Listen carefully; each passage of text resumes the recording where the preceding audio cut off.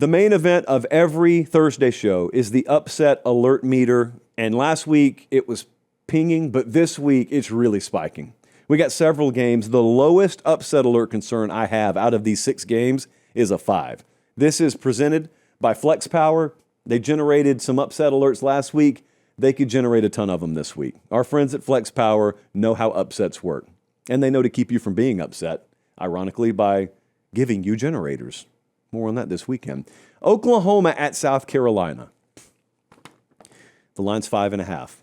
OU favored by 5.5. Now, this is the rare DDS, the double desperation spot. South Carolina just lost. Backs against the wall at home in October. Dangerous combination. And Oklahoma just got stuffed by Texas. And now they got to go right back on the road. They were in Dallas last week. They go to Columbia this week. South Carolina is in the 100s in virtually every offensive category. The trial period is over. Some of the rumors we heard out of fall camp have not come to fruition. It's not an underrated offense. They're just not good. It's Lenora Sellers and sometimes Nick Harbor. It's not great. Fortunately for them, Oklahoma can't really run the ball. So South Carolina got beat, 20-10 last week. It's on Sellers this week, as it always is. And for Oklahoma, it's on Mateer. But I'm thinking if I'm South Carolina, all right, I got my home crowd. They're always good to get me one upset win per year. I just need to scratch out 20 points here. If I can scratch out 20 points, if I can do what LSU did to me last week, scratch out 20, let's take our odds there. Let's take our shot. Texas held them to 6 last week. Mateer was careless with the ball. Maybe he is again this week. You just got to flip last week's game script. Yeah, I'm worried about this game for Oklahoma. I have been all week.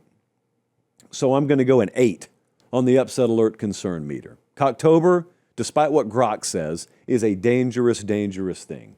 I trust Shane Beamer more than I trust AI in the month of October. Do not embarrass me. Next up, Texas A&M favored by 7.5 points at Arkansas.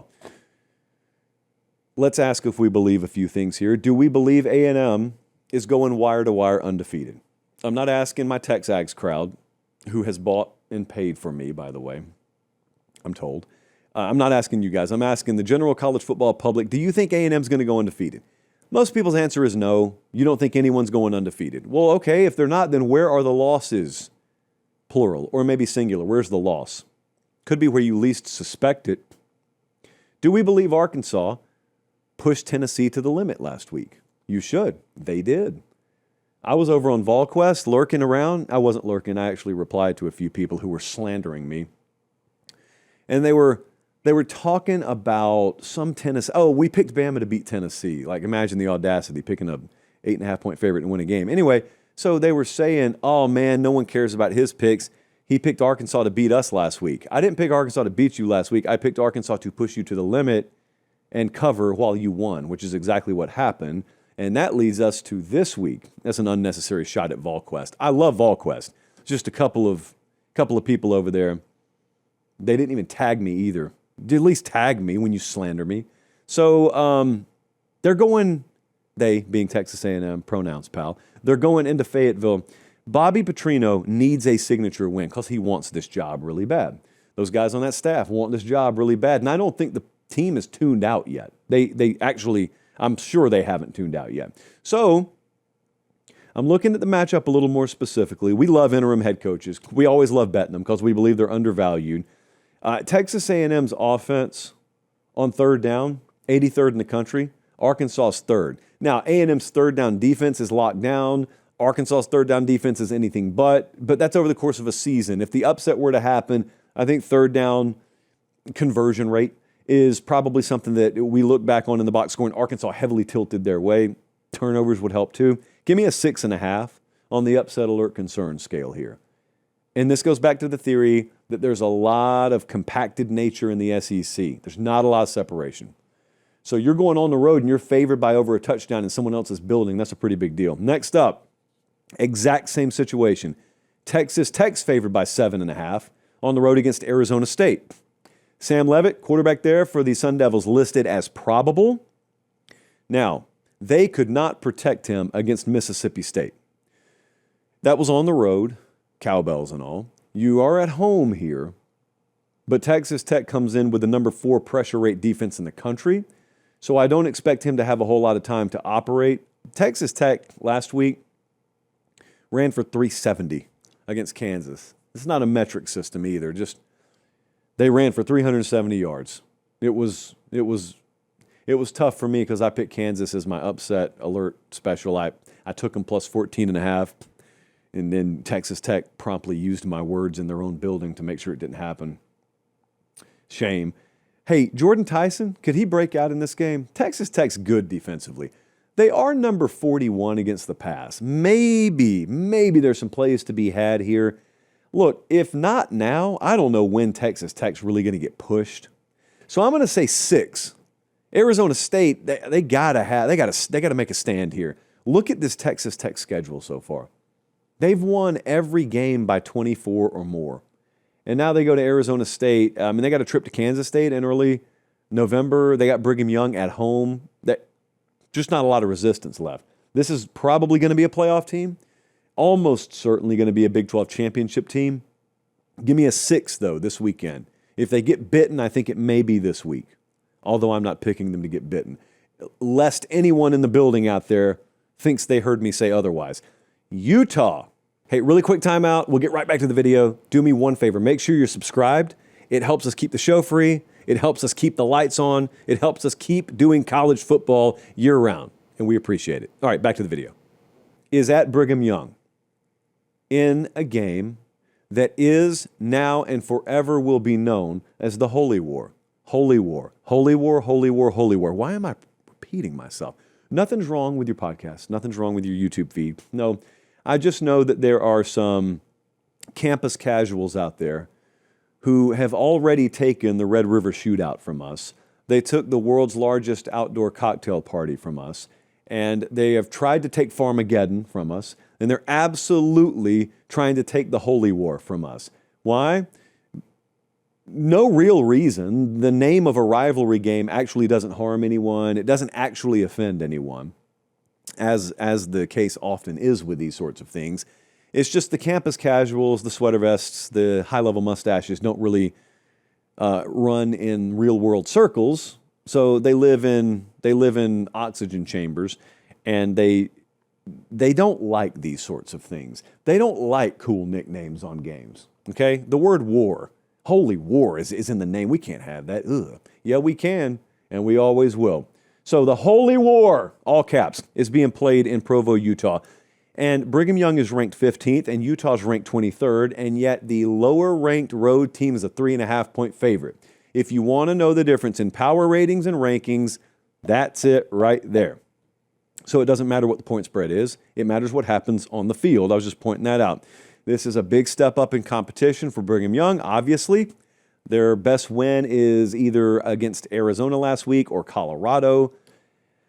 That doesn't mean they can't win the game. It just means there's a lot they still have left to prove. That's all that means. They leaned on the run big time against Arizona last week, and it got them a win in overtime. Can they throw to win? Can Bear Buckmeyer throw to win if he needs to? Because I trust Devon Dampier a lot more than I trust Bear Buckmeyer at the moment. But this is the kind of game where you just flip that, where you take someone and you hear him say, I don't know if I trust you. And then you just show out. And this is a rivalry game. You only play a few of these your entire career. Some guys never get to start at quarterback in a rivalry game. Utah's already got 3 solid road wins. Now, they're going to walk into an environment that's way different, respectfully, than going to UCLA or going to Wyoming or going to West Virginia. I know that this Saturday. But you know what? I still trust them. So even though the line's only 3.5, I really think they're the better team. And I think they're going to have to weather a storm here. And I'll put a 6 on the upset alert concern scale because it's a 3.5-point spread and it's a rivalry game. I trust Utah.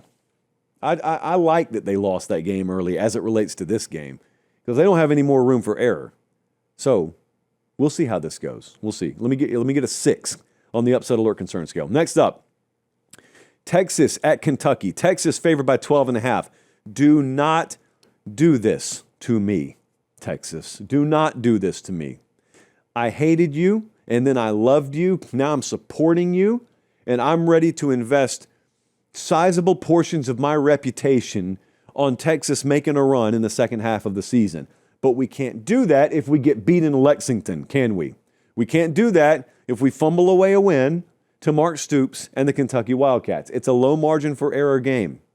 Yes, you are Texas, but you haven't necessarily played like it offensively. Now, Arch Manning is scaling up his performance. That's a good thing. This is the number 87 run defense in the country you're facing. It's the number 113 pass defense in the country you're facing. You should be able to have success here. Just don't be stupid. Just go get the win and get home. Kentucky should not be able to move the ball on you. There's a lot of shoulds here. Whole lot of shoulds. I've got a 5 on this.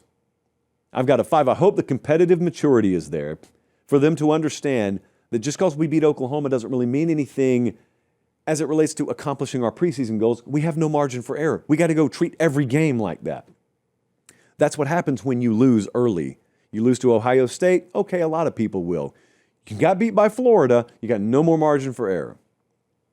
So, I'm going to put a 5 on it. Lastly, Louisville at Miami on a Friday night. I have my eye on this one as well. Louisville is a 13.5-point dog at Miami. It's hard to shake the memories of last year. This is a new team. It's a way better team. You don't have to convince me of that if you're a Miami fan. But Virginia Tech did happen last year. Close game. Cal had to come from behind. The Georgia Tech game, we lost. At Syracuse, we lost. Just the consistency and performance, the ability to be mature and take care of your business. That's part 1 of this. Part 2 is this is not merely a make sure we don't beat ourselves and we have nothing to worry about spot. Louisville's not a bad team. This is a bigger test for you than Florida State was. It's just we didn't realize that at the time. Because, see, Louisville's off a bye week as well.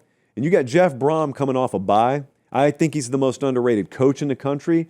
They will have a plan cooked up here. And for all the talk about the quarterback position here being a little turnover prone, Miller Moss, if you get him on the right night, he's got a 7-4 touchdown to INT ratio right now. So they've had problems with turnovers. If he's on against you, that doesn't matter. So this is really where that secondary gets tested. And I've got it at a 6. It's a 13.5-point spread.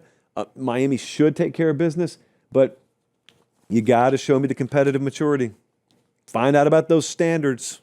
Find out if we're going to get the consistency and performance. I'm putting it at a 6.